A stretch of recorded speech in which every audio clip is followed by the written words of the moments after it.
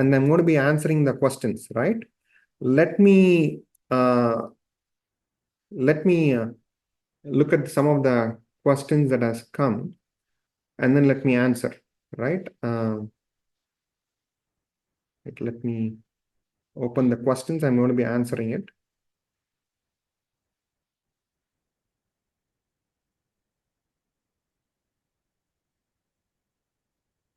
Yeah, okay, I'm going to be starting from the beginning, right? Okay. Yeah. Yeah, friends, looks like chat has been enabled. Looks like it's a goof up. We should have enabled the chat. Looks like it is not enabled. Okay. Can the slides be shared? Okay. Kamal Asam is asking, how about the native memory part? Does it have to be a max memory part, or it grows till the host runs out of the memory? Okay. The Kamal's question is, what about this native memory part? So his question is there is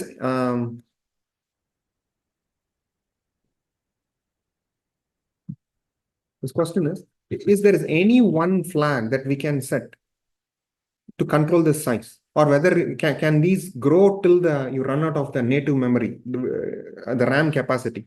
Is there any flag which can limit the size of the native memory, or can it grow till the maximum RAM capacity? Kamal, the answer is it can grow till the max RAM capacity. See, there are like these regions, like a metaspace, you can set the max metaspace. For the direct buffer, you can set the max direct memory buffer size. But the threads and all, there is no limit. The number of threads you create, it can keep on creating until you reach the RAM capacity. Similarly, is true for code cache and JNI and GC as well. There is no one single flag, which is kind of which might be surprising, but that is the reality. Okay. Okay. So now Girish is asking, when the system is slow, then should you first analyze the GC log or the thread logs? What would be the standard here? So Girish, that's a very good question. See, when a system is slow, actually you have been documenting, there are actually 22 different types. There are 22 different causes, and each cause has subtypes as well. So together there's a 40, 50 reasons why your system can be slow. It's not one place to start. That's why equipping yourself with this 360-degree data, taking this data, now if you have all the data, now what you can do is you can analyze it by yourself. This is open source script, or you can take it and then you can upload it to this ycrash tool, or this tool can even push it directly. Then the 360-degree data is going to be analyzed and presented to you. So here it's going to say if it's because of threads, because of GC, or because of any errors in application log, or kernel, or system network level issue. Everything will be analyzed, and instantly it will be showing the root cause, right? So the answer to the question is, it is GC log or thread dump? The answer is no. It is a 360-degree data you need to take and do the analysis. Okay. Now I'm moving on to the next question.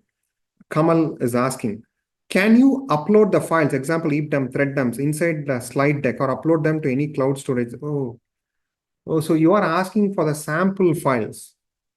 Okay, Kamal, I think we will try to see how we can share it with you, right? Okay. Or not share it with you, share it with all the audience. Whatever the dumps I'm using for the demonstration, we will share it, right? Okay. Aravind Praneeth is asking, should we capture the heap dump before getting out of memory exception or getting the exception? See, Aravind, heap memory, that is heap dump is a very intrusive data, In fact, in this 360-degree data that we capture, we don't capture heap dump by default. To this YC script, you need to pass a flag called as a -ht. That's when we capture, because heap dump capturing is a time-consuming process. And when we are capturing heap dump, JVM will not process any request. So you need to capture heap dump absolutely when you know you are going to when you are going to confront out of memory error. So answering precisely, even going one step down and answering, getting out of memory error or after getting.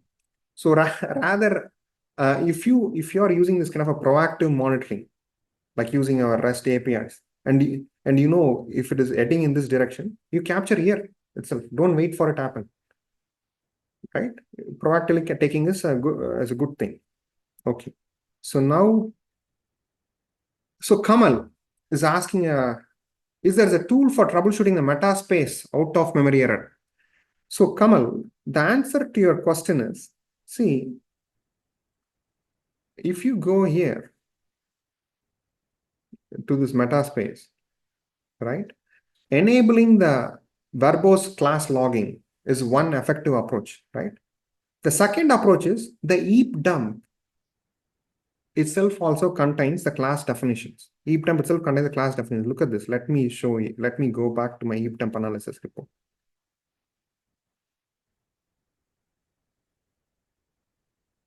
See, here is my heap dump analysis report, right? This is the heap dump analysis report.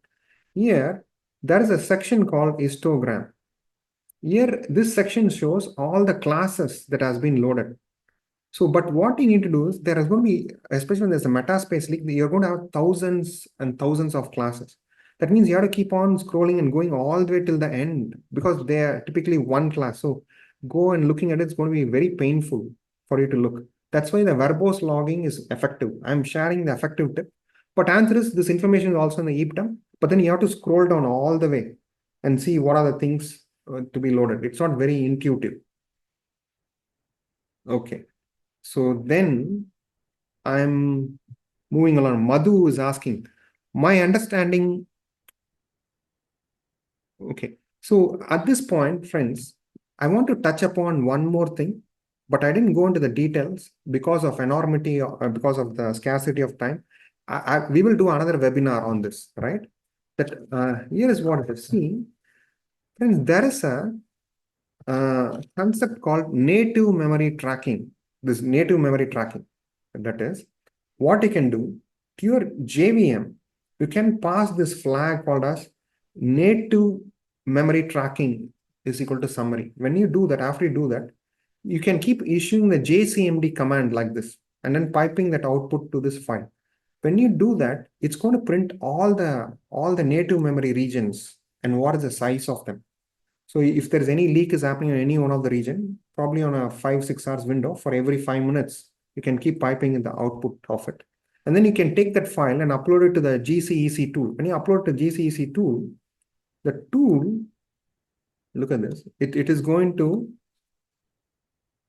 it's going to report you, oh, this, let me open it. So this region of memory is keep on growing, like say heap, class, threads, code, GC, all the regions going to print. So if any one region keeps on growing, I'll know what region is growing and we can arrest it. So this is called as a native memory tracking, but I will talk about this in a separate session, not here. Okay, so then the Madhu is asking a question, Madhu P. My understanding of metaspace is once application is loaded, metaspace will be loaded and unloaded based on need like reflection. I see sometimes metaspace increase by 1 MB once in 3 days. And even after some time, 1 MB is not reclaimed. I see classes loaded or unloaded. If they're loaded, then 1 MB should be leave. Madhu, this looks like a little bit intense question. I think I have to, I'll go through other questions and then I'll come back and then I'll visit. We are talking about some specific sizes, right? So we'll see, I'll get back. Is there a better tool available to analyze error logs, their patterns from the application? Girish is asking, Girish, yes. Girish, look at this. Girish is questioning, is there any log analysis, better tool to analyze the error logs? Friends, that's a beautiful question he's asking. See, here is our incident analysis, right? One incident, we capture garbage collection, threads, heaps, process. And one of the data that we capture here, our tool captures here, is application log. See, when you trigger the script, by default, we capture last 5,000 lines of application logs. Because when incident is triggered, I want to know what's going on at that time. So that is good enough for me to see what's going on in the JVM at that time, at that time. See, we are not a log analysis tool like a Splunk or a Elk, right? That is a continuous log monitoring. But this, we are more a troubleshooting tool. So here, one of the data that we capture is called as app logs, your application log. So your application is writing into 10 different log files. We auto discover. You don't need to give the file path at all. We auto discover these are the 10 files to which your application is writing the logs. We take those logs. And now you come back to this report here. Here in this, wait. Here, let me click in this one of the incident, right? Here is your application log analysis. See, here we print, okay, these are all the error types of errors that is happening. Okay, there is 48 number format exceptions, 15 null pointer exceptions. And here, this is how a typical log file looks like, right? It's a very unstructured data. But our tool, right? The core strength of Ycrash is the pattern recognitions. So we recognize the patterns of your log. So without even you telling us what is the format it is, even the very sophisticated tools, like I don't want to tell, they don't turn your unstructured data into structured data unless you give the template format. But we don't need it. So here we do the pattern recognition and we say, this is a timestamp, this is a log level, this is a class. We give you, turn it around into this kind of a structured format. And then look at this. If you only want to focus on errors, right? Here I can just say, show the errors. Then you're going to see only the errors. Nothing else is going to see. And all the errors are color coded with the pink color, showing it as an error. And also another beautiful thing that what we do, even a very sophisticated log analysis tools, they take the log, the stack traces as a next log line. So the readability gets very difficult, but we understand the data. So now we see the stack trace is not a next log line. It is just a continuation of the previous statement. So we club them together the entire stack trace and present it in one cell. Right? Okay. So Girish, Girish, that is the answer to you. So the Kamal is asking next question. In case of the out-of-memory error, unable to create new native threads, why all the threads were in a runnable state? They should have been the blocked waiting or for I/O. Excellent question. This shows he has been paying a very close attention. So what is his question is? Friends, his question is, wait a minute, where is my, let me go to that report.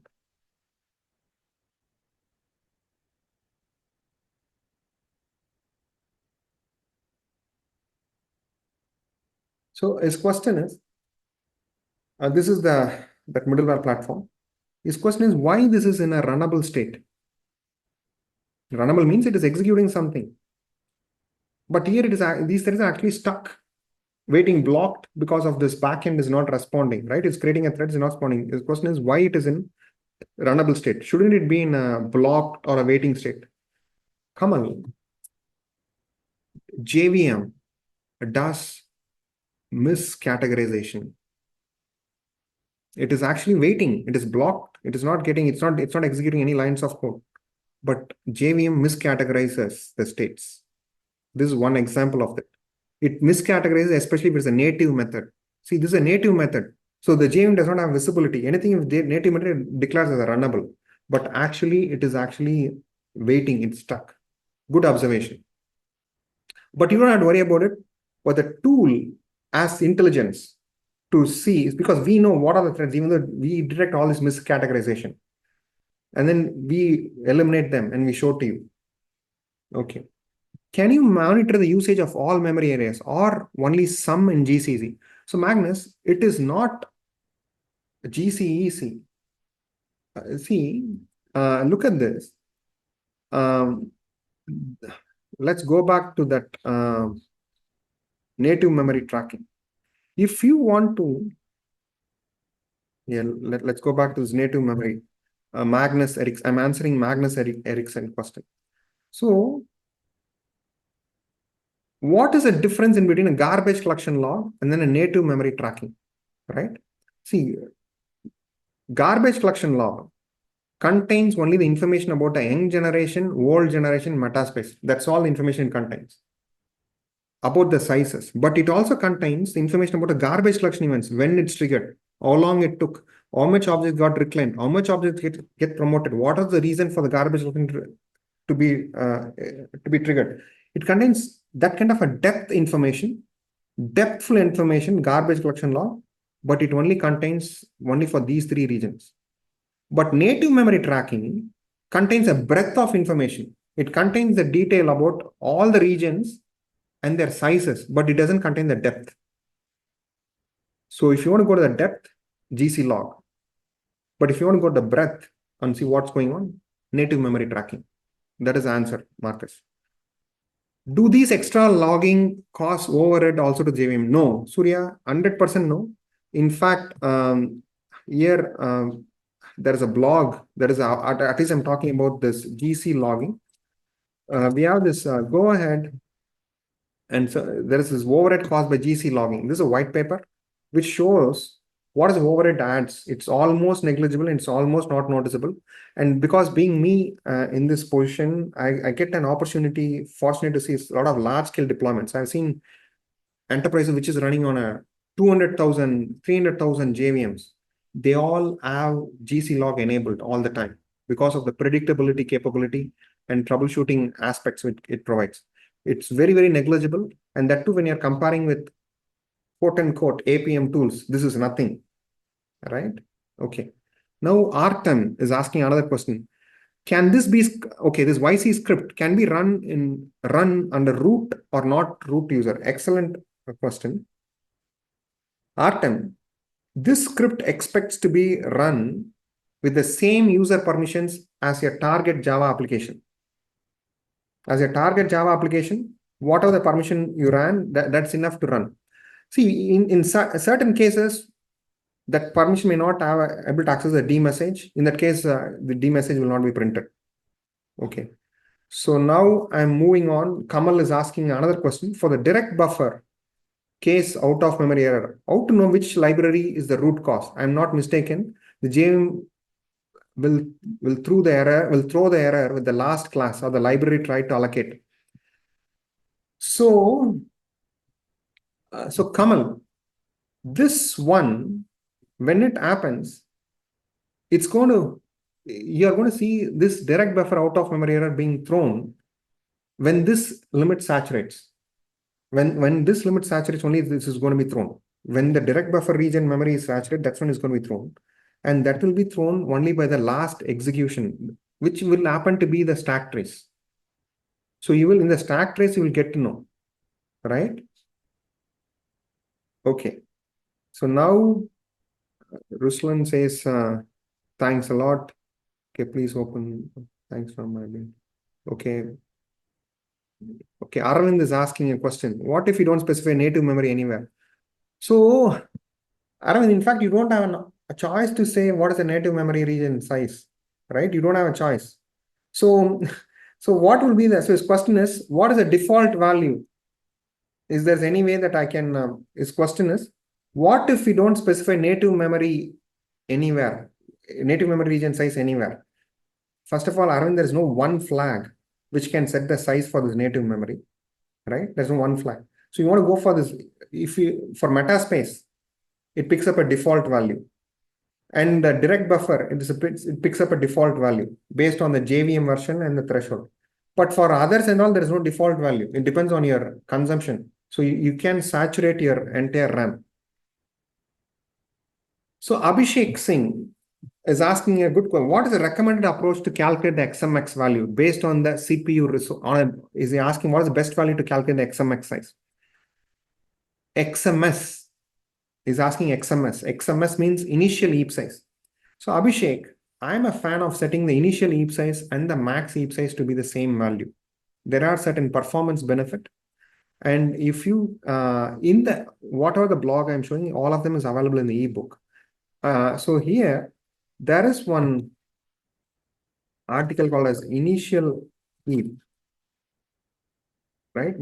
Here I have the one thing called as There's a white paper, benefits of setting the initial heap, that is XMX and XMS, as the same value. There are certain benefits. I am a fan of setting both of them to be the same value. Okay, can you please link to that script on the chat? Yes, that's a good point. I will give the link for that script, but of course it is also in this presentation deck, right? But I will share that link right now.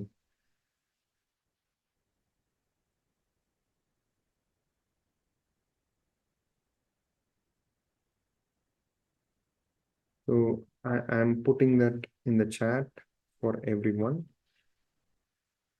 Thank you, Sergey. Abajoy Mower is asking, what should be the amount of XMS value if my server RAM is 8 GB? Is there a formula to calculate the same? Like setting the max heap size, what should be kept in? So Abajoy, I want you to think other way around. Your RAM size should not decide your JVM heap size. It's like saying, oh, I bought a extra large shirt. See, I'm a guy with a medium shirt size. My body frame is medium, right? So I need to buy a medium shirt which fits my body. It's not like I cannot go and buy an extra large shirt and I will try to grow my body to fit into it. It's not possible. So your JVM heap size should determine your RAM size, not the other way around, right? So how do I come up with the optimal size for your XMX? Is through the garbage collection analysis. When you study the garbage collection analysis, when you upload your garbage collection log and then do it, our GCEC tool, if you're over allocated or under allocated, we find it and report it for you. Take your production log, take a 24-hour log, and then study, and then you're going to find the value to that. Okay.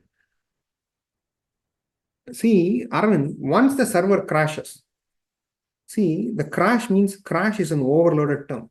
Crash means once you get an out of memory error, say if crashes means JVM itself exits. If JVM has exited, then there is no way to capture heap dump, right? Because the JVM itself is gone. So I assume you got an out of memory error. After that, you want to go and capture? No, because once you capture out of memory error, out of memory is a self-defensive mechanism that JVM has. So once out of memory happens, the thread, let's say a thread is spinning and creating objects. Once out of memory is thrown, this thread is short circuited. Once the thread is thrown, all the objects it's created is also going to be gone. So here, there is one wonderful JVM property that you can set on your JVM. It's called as, wait, I'll show you. Heap dump on out of memory error, right? See, here there is this flag. Heap dump on out of memory error, heap dump path. So what will do is whenever out of memory happens, right at that point it's going to capture. So it's going to have a snapshot of all the objects which is there in memory. So this is a good option that you can consider using it, right? I'll put this in the chat as well. Okay. So, okay. Can we take native memory dumps just like it? Yes. Sarthak Shukla asks, can we take native memory dump just like a heap dump? Answer is yes, the native memory tracking, that what we discussed. And Paul Amrita asks, how can you analyze a large heap dumps when the machine where you're analyzing the heap dump contains less than? So Paul, it's not possible. So Paul's question is, my heap dump file is 40 GB, whereas where I want to analyze the heap dump, my RAM capacity of the machine where I'm trying to analyze the heap dump is only 16 GB. Can I do? Answer is no. You need to allocate at least 1.5x the size of your heap dump to do the heap dump analysis. So you need to say if your heap dump files is 40 GB, you need to be analyzing the heap dump at least on a 60 GB machine to do the analysis. At least. If you can go for 80 GB, it's even better. So that's where having our tool set is very easy, right? See, our tool, when compared with other competitors, I don't want to mention the name, the heap dump analysis, all of them are desktop tools. All the competitors are desktop tools. But we can run on the cloud or we can run on a central server. So commission an EC2 instance, which has like 80 gig, launch our tool, analyze it, and then dismantle it. Right? So that's the way. Okay. So Roberto says with chat disabled, copy paste is not possible. Oh my God. So looks like whatever I'm pasting in the chat is also not able to be copied. So then what we will do, we will send a thank you email for all the attendees. In the thank you email, we will share the links, whatever we kept here, right? I don't know how to enable the chat here. Okay. So, okay, friends. So we are over 27 minutes, but sorry, it took a little longer, but I'd like to thank everyone for attending the session. Hopefully it was helpful. We are continuing to do this as a monthly webinar series. So every month we will connect and we will discuss. Thank you guys. See you next time. Bye.